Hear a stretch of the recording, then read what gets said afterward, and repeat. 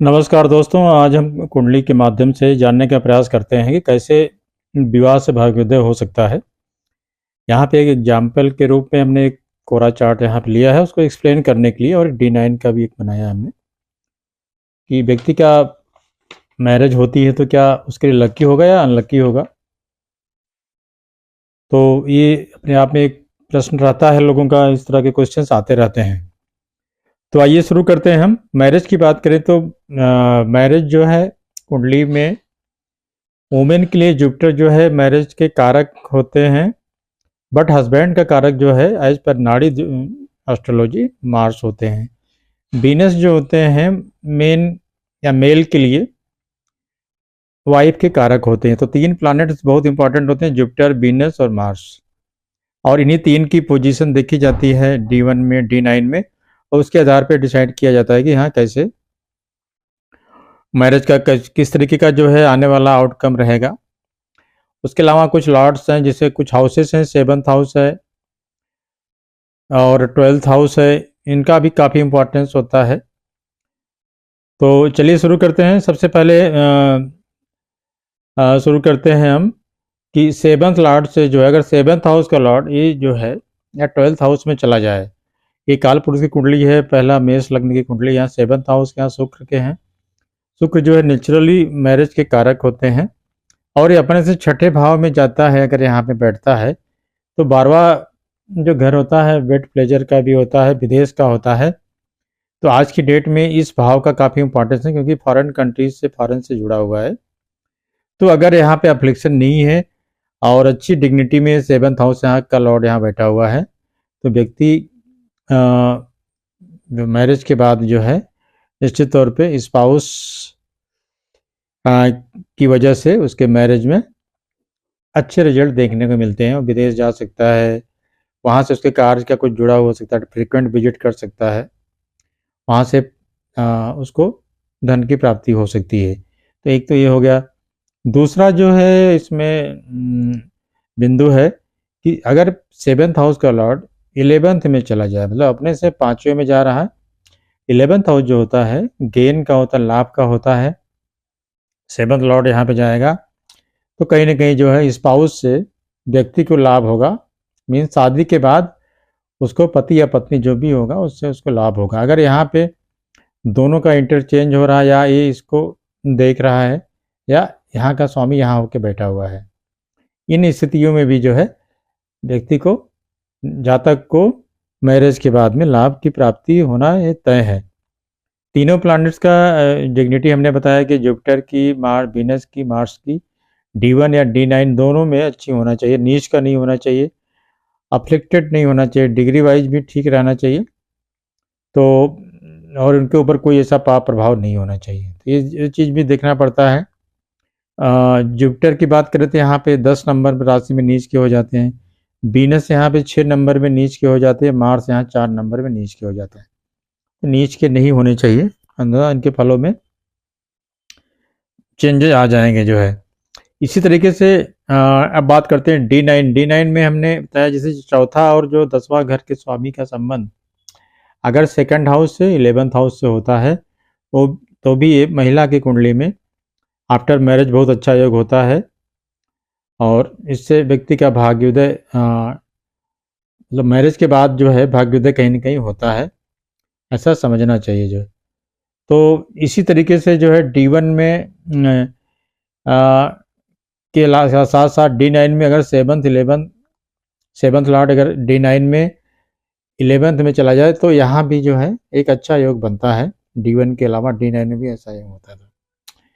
फिर 7th house का Lord जो है, यहाँ पे जो भी लॉर्ड होगा उसका स्वामी अगर मीन राशि में जाके बैठ जाए, कहीं भी है मीन राशि, वो भी एक अच्छी स्थिति मानी जाती है, और विवाह के बाद जो है वो महिला की कुंडली में बहुत ही फ्रूटफुल रहता है।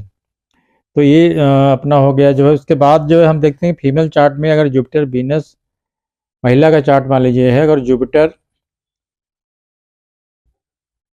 जुपिटर हो गया और वीनस में संबंध बन जाए, कंजंक्ट हो जाए, या 5-9 में हो जाए। मान लीजिए जुपिटर यहाँ पे है, यहाँ वीनस हो जाए, यहाँ पे वीनस हो जाए, जुपिटर हो जाए,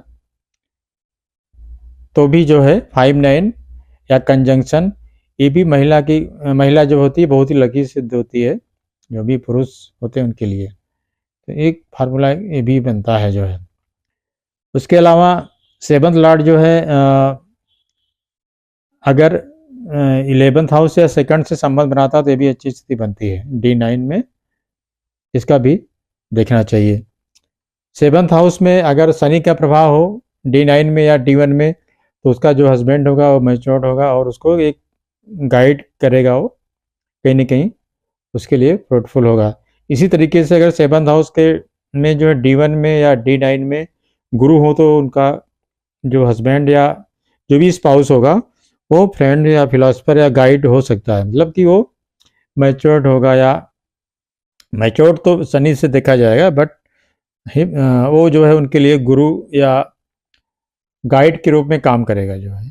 तो ये कहीं ना कहीं ये भी जो फ्रूटफुल होता है, महिला की कुंडली हो या पुरुष की, दोनों के लिए जो है। तो इसको भी एक अच्छा सिम्टम माना जाता है भाग्योदय शादी के बाद जो है आपके लिए अच्छी स्थितियां निर्मित करता है जो है। तो हमने बताया। इसके अलावा मार्स जो है अगर D9 में उच्च का यहाँ बैठ जाए, स्वग्रही हो जाए, जिसे यहाँ बैठ जाए और यहाँ बैठ जाए, यहाँ तो उतना अच्छा नहीं माना जाता है, बट तो वो भी एक अच्छी पोजीशन होती है महिला की कुंडली में, और उसका भाग्योदय कहीं ना कहीं अच्छी पोजीशन निर्मित होती है उसके आने वाले लाइफ में जो है। तो ये कुछ रहा जो है योग, जो हमने आपको बताया कि किस तरीके से विवाह के बाद भाग्योदय होता है। उसके अलावा अगर हम D1 में देखें तो यहाँ 7th और 9th हाउस का अगर संबंध बनता है, वो भी जो है बहुत अच्छा माना जाता है। विवाह के बाद कहीं ना कहीं विदेश से संबंध बनता है। 7th लॉर्ड 9th लॉर्ड का अगर कंजंक्शन है या राशि परिवर्तन है, इससे भी जो है विवाह होता है, भाग्योदय भाग्य होता है, विवाह और भाग्य, तो कनेक्शन होने से विवाह के बाद भाग्योदय होता है, ये भी निश्चित होता है। तो ये कुछ रहा जो है आपका योगों की बात करें तो किस तरीके से जो है विवाह के बाद भाग्योदय होता है। उम्मीद है कि इसमें छोटा सा वीडियो है लेकिन आपको काफ़ी यूजफुल लगा होगा। इससे आप खुद जान सकते हैं अपने बारे में कि हमारी शादी जब होगी तो हमारा उससे भाग्योदय होगा कि नहीं।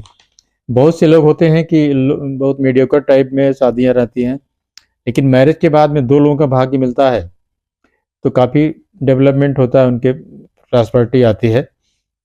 तो एक कॉमन पर्सन जो होता है ज्योतिषी से जानना चाहता है कि क्या ऐसा कुछ योग है मेरी कुंडली में, शादी के बाद भाग्योदय है कि नहीं। बहुत से लोग शादी नहीं करते कि पहले करियर में सेटलमेंट हो जाए उसके बाद शादी करेंगे। तो लेकिन ऐसा भी देखा गया है कि बहुत सी शादियां होती हैं, उसके पहले उनको कुछ नहीं हो रहा था, लेकिन शादी के बाद उनकी एक किस्मत चमकती है और हायर पोजीशन पे जाते हैं या अपने प्रोफेशन में बहुत आगे जाते हैं। तो ये कहीं ना कहीं कुंडली से इसका जो है इसकी जानकारी मिल सकती है, और जातक को इस बारे में विचार करना चाहिए कि अगर कोई अच्छा ज्योतिषी से एक बार कुंडली का विश्लेषण करवाएं और उनको लगता है कि विवाह करने से अगर भाग्योदय की स्थिति बन रही तो विवाह में डिले नहीं करना चाहिए, विवाह करना चाहिए। विवाह अपने टाइम पे ही करें, बट कुछ लोग जो है केवल उस वजह से डिले करते हैं कि हाँ कुछ प्रोफेशन में राइज हो जाएगा हमको तभी मैं करूँगा। तो ये प्रैक्टिकल चीज़ें हैं, इसको मैं वीडियो जो है कहीं ना कहीं मैं इसको प्रैक्टिकली लिंक करने का प्रयास कर रहा था।